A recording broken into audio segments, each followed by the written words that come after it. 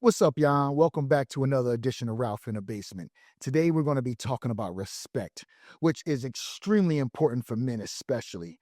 Matter of fact, I would actually say that it's the man's love language.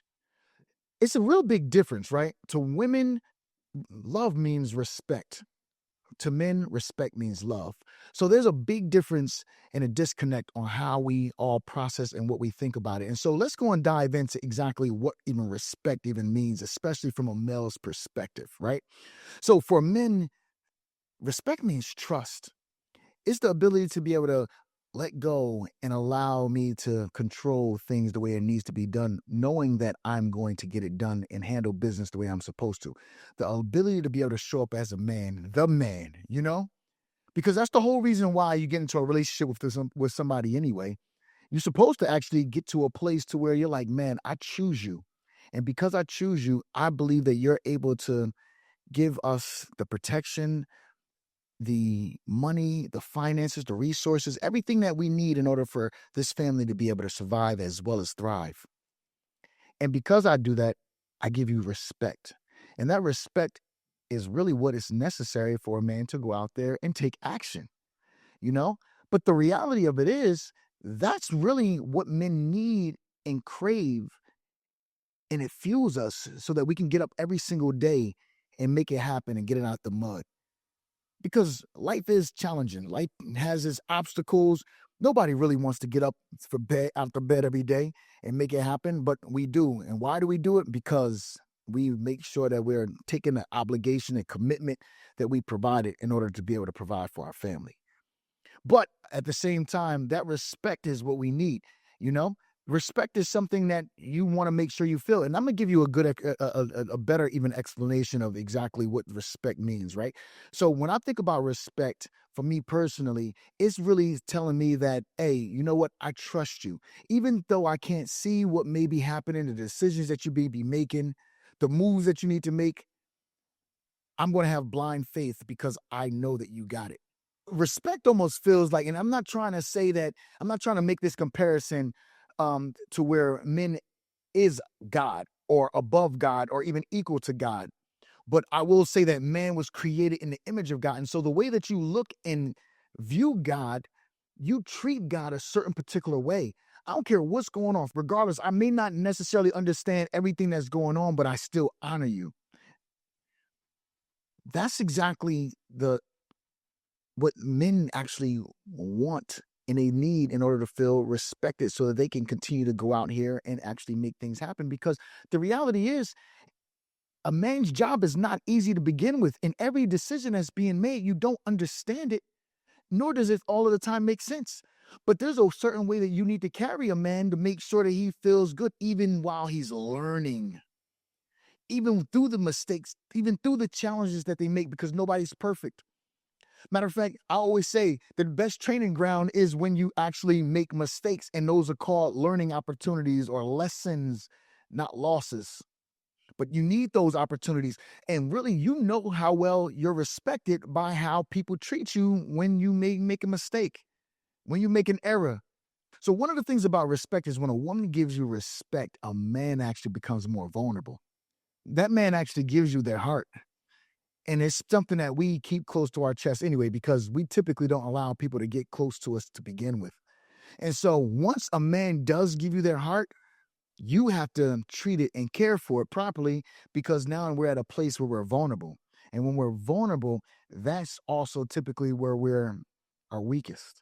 And this kind of opens up the door for when we transition from when you receive respect from someone and then also receive disrespect. Now, I know a lot of people understand exactly how to disrespect someone. They know exactly what it is. Disrespect isn't one of those hard things to really understand or fathom.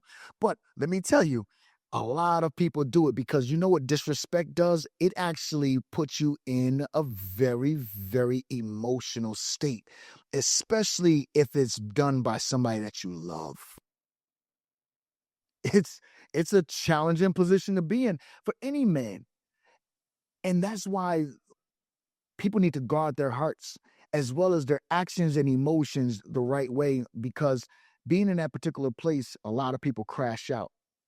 Matter of fact, I would say that, a lot of people have given their hearts when they've been treated right and respected, but a lot of wars have been created just by disrespect. And it's not just from a woman, it's from anybody.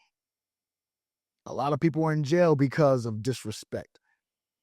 But at the same time, we as men, we need to be able to control our actions and our emotions the best way we possibly can. Matter of fact, the reality of it is that's the reason why I choose what I choose. My option is I make sure that when I'm in a position where I'm feeling disrespected, I got my different levels of where I can escape to go and get away from this because it's crazy, right?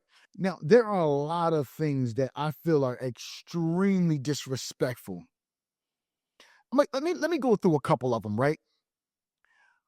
Lying to me is extremely disrespectful.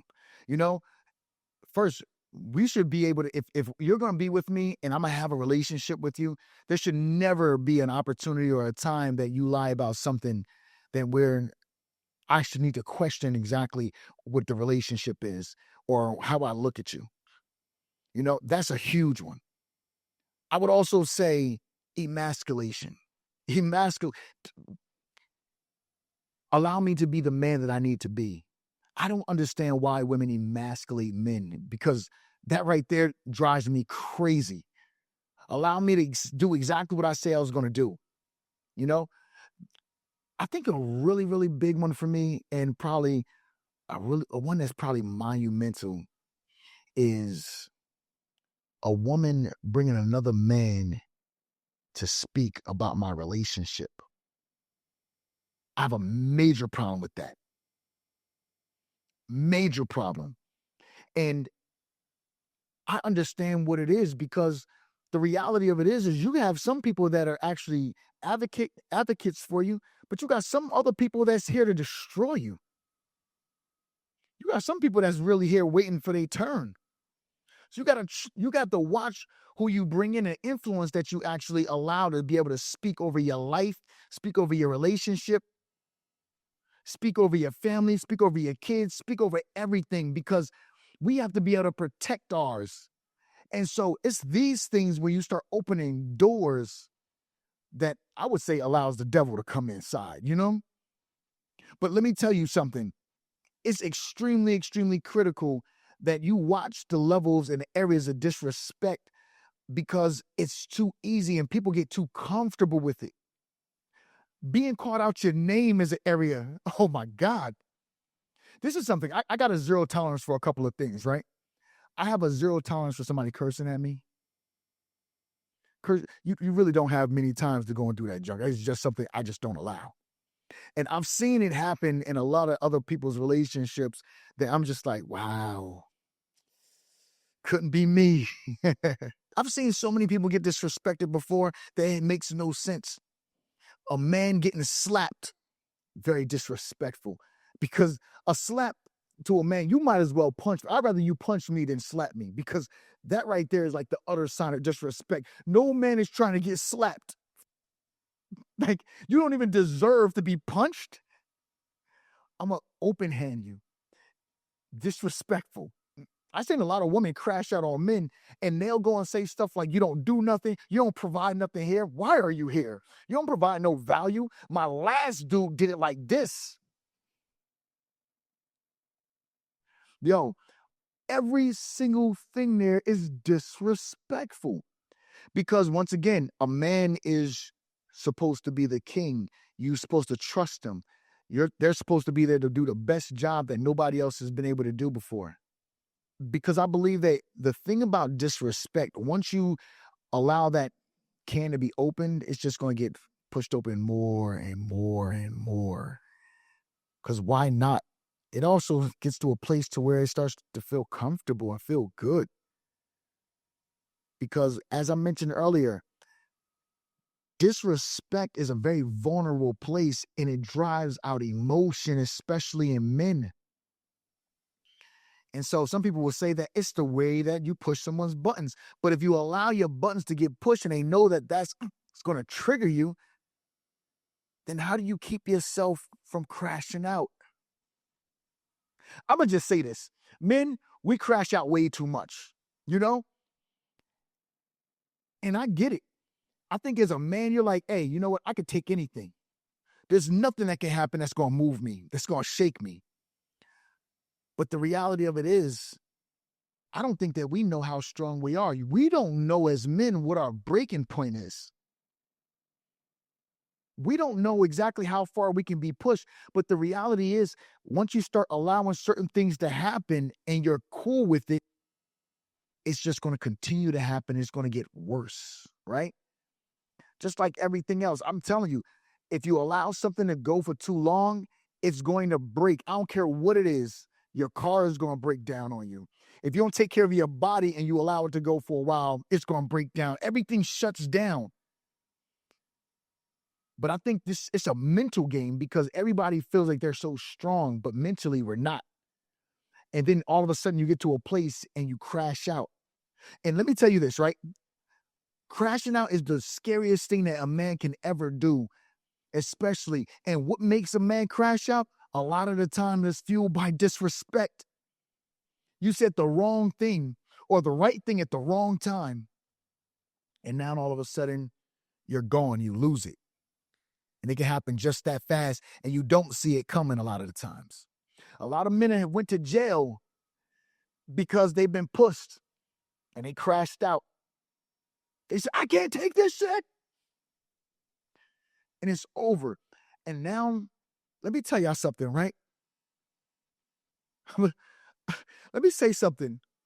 I've been able to control my emotions to a degree, and I've put different things in place because when I crash out, I've crashed out before myself.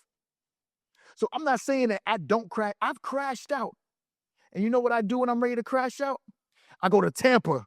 The reason why I left and went to Tampa is because I had a moment where I lost myself, where I was getting ready to lose myself.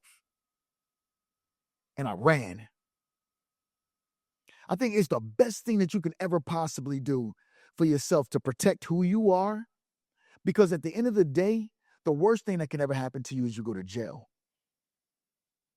As a man, you fight so hard to work to make sure you can take care of your family, to make sure that you are providing this environment, this atmosphere, to make sure you're protecting your family. And then all of a sudden you crash out because someone disrespected you. And it doesn't even have to be a woman. It could be a guy also, right? It could be the police. It could be anything. Let's talk about Tampa for a second because I know that that's something that everybody wants to hear about. They want to know what really happened, where I was, who I was with, all of this nonsense. Let me tell you exactly really what happened and what drove me to Tampa.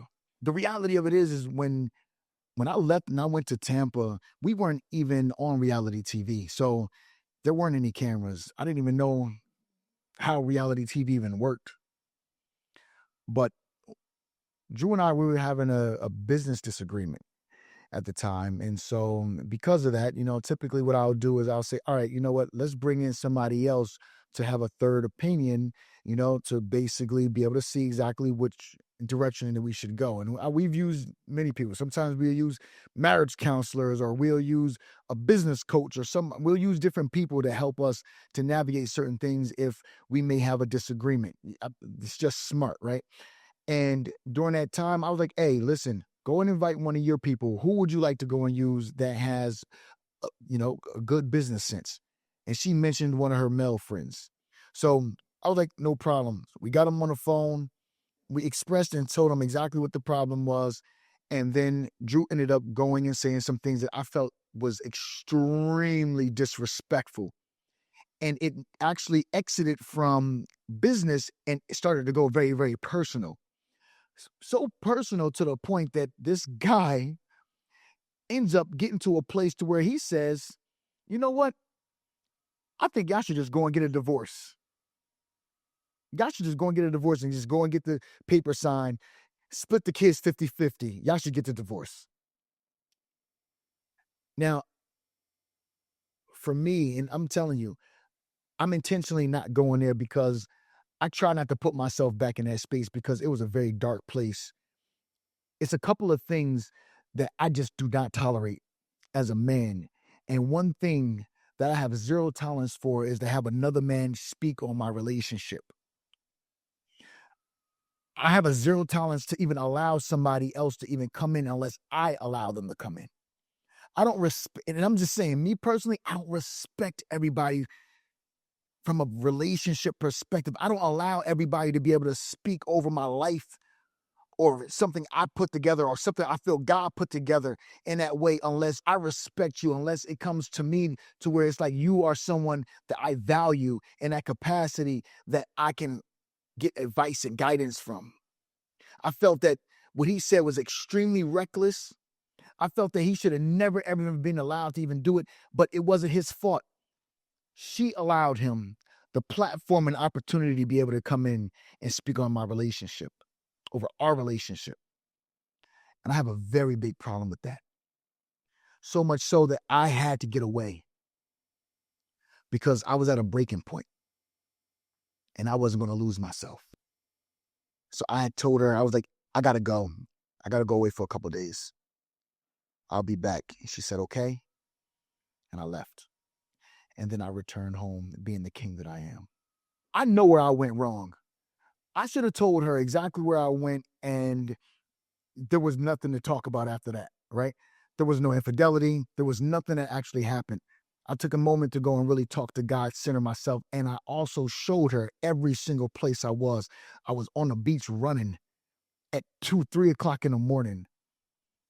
Like I really took that opportunity to get my mind right and make sure that I can return home and be the man that I need to be to take care of my family. And I did that. My logic was a little different though. And I didn't care necessarily about it. And mind you, this is the first time, you know, I'm been married. I haven't had any kind of role models. And so I may make mistakes also, I'm human. But my logic for not saying it was simply because I thought that it was more important to know why I left than where I went. Because why I left will keep me from going again. And I think that's so extremely important. Unfortunately, it got overshadowed because why I left is the most important thing. Why I left was because of the disrespect. The problem, if we don't get to the why, then we can never be able to solve the problem for me to not go again. Like, that's the real thing. And so and I'll take ownership for it. I messed up by not saying where I went. And because of that, why I left was overshadowed completely. That's Tampa. But I'm gonna tell you something. I believe that men should leave more. Do it the right way, you know, but make sure that you go and take your moment for you to go and leave because at the end of the day, you are in control of your own body, your own actions.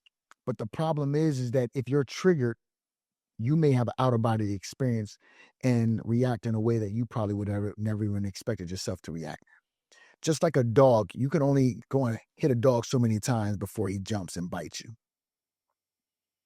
And that could be the sweetest, most innocent dog. We don't know our breaking point. Man, we have to get to a place where we have emotional maturity enough to where we know that where we can leave, to where we can't be triggered. To get hit with a DV case, everything changes. Everything changes. Life, the way that you thought it was going to happen, instantly is over. And then now you have to fight. And the only way you can fight is you got to have money because all of this is tied together. You're going to have to go and get a lawyer that's going to be able to advocate for you because as a man, the challenge with being a man is that you're guilty until proven innocent. And this is a crazy thing. I feel like when you're a father and you really love your kids,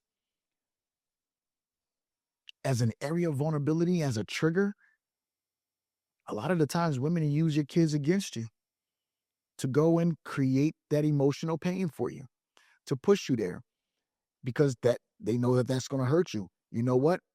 Because you made me feel like this, I'm going to rip your kids away from you. And a lot of men go and struggle with that. On the flip side, you got deadbeat dads that's out here don't have no relationship and they living their best life. They don't have a care in the world. They never go into court. A lot of the times they're not on child support. They living. It's crazy that we're in this world to where it's harder to be a father than a deadbeat. Where do they do that at? It's insane. Yet we're here. One of the other things that I wanted to talk about is even while you're going through a divorce, because of course, naturally, here I am. I'm going to tell you something. Expect nobody to respect you. Don't expect nobody to treat you good. I'm talking about no one, especially the other family. I don't care. You can save them from financial ruin, help them reestablish life, get them a car, reestablish everything. I mean, help them just navigate every single aspect of their life to get them on the right track. And they still will act like you've done nothing.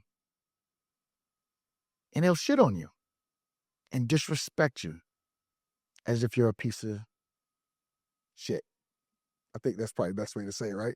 That's exactly what they will do. And it's crazy to me about how people will treat you after you've done everything. You know, you could treat them better than you treat your own mama, and they still will disrespect you as if you're nothing. But hey, you know what? It's one of those kind of things that you just got to understand who people are and why they're there. This is what I always say. People come into your life for a reason, a season, and a lifetime. Whatever you do and your good deeds, God will bless you for it. And don't look to anybody else to go and treat you any kind of way, because they probably won't. And it is what it is. But you learn all of this, unfortunately, while you're going through this kind of a process. It's extremely disrespectful for me to even be here in this basement when I pay for everything. It's diabolical. But I also got to look at it like I'm in the lion's den. Daniel was in the lion's den. Why can't I be? This is my Daniel moment right here, baby. You know? And I got so many people that's talking down on me and saying different things, but they don't understand what I'm really doing. And I think it might be time to actually kind of tell you, you know? Because the reality of it is, it would have been a lot easier, especially because I'm on television and I'm in the public's eye, to just go and leave and do the right thing. I was actually told to go and do some different things. Ralph, leave because she's a woman and you're never going to be able to win, especially in the court of public opinion. And then all of a sudden, I met my attorney Precious Anderson, who helped me put together exactly what the new strategy is going to be. That is really the reason why a lot of this stuff is happening. The reason why my files are actually now public has nothing to do actually even with Drew itself. It actually now has a lot to do with Drew's attorney, Tanya. One of the other areas you're going to receive a lot of disrespect is when those pleadings start coming out. I'm talking about opposing counsel is going to cook you. They're going to say every single thing that's negative. They're going to use words that probably don't make sense, that the other person may not know. It may be words from the Underground Railroad. I don't know. Whoever the attorney is, they may be saying all kind of things that may come off extremely disrespectful. Their goal is to make you look bad and be as disrespectful as possible. And sometimes it can actually be triggering to you as well. It comes with the territory, you know?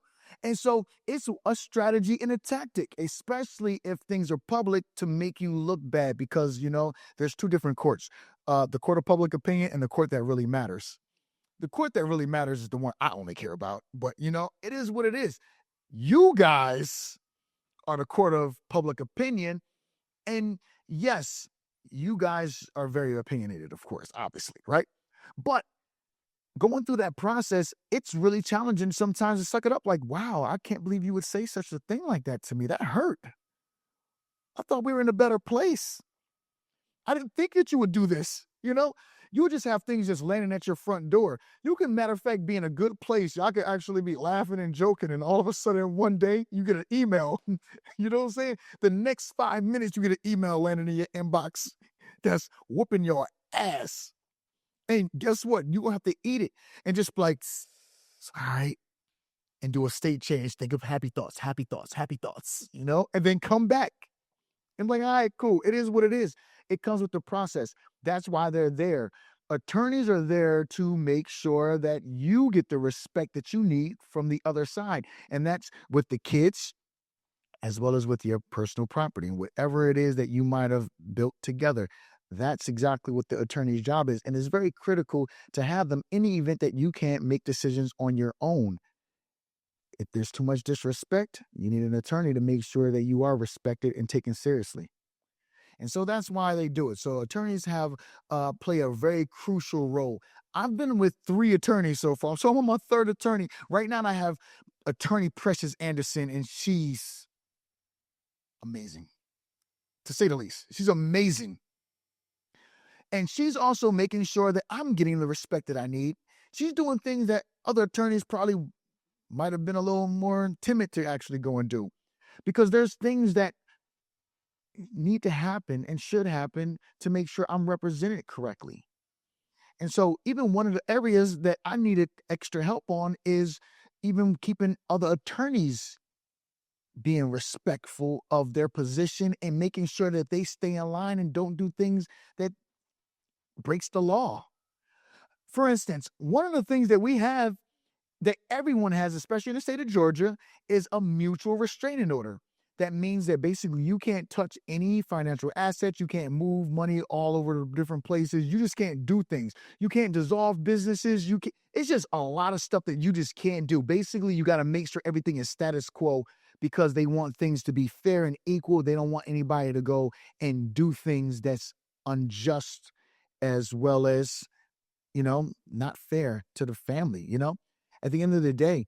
And Drew's attorney, Tanya, took it upon herself to actually break the mutual restraining order by dissolving a marital asset. It's a marital asset that really impacts both of us. And she knows that she wasn't supposed to do that, but now we have to take that. And Precious is actually making sure that that's taken care of. And I mean, you need someone that's on your side that's going to fight for you and advocate. You need that. So I'm going to talk about this in a lot more detail in another episode. But until the next one, this is Ralph in the Basement.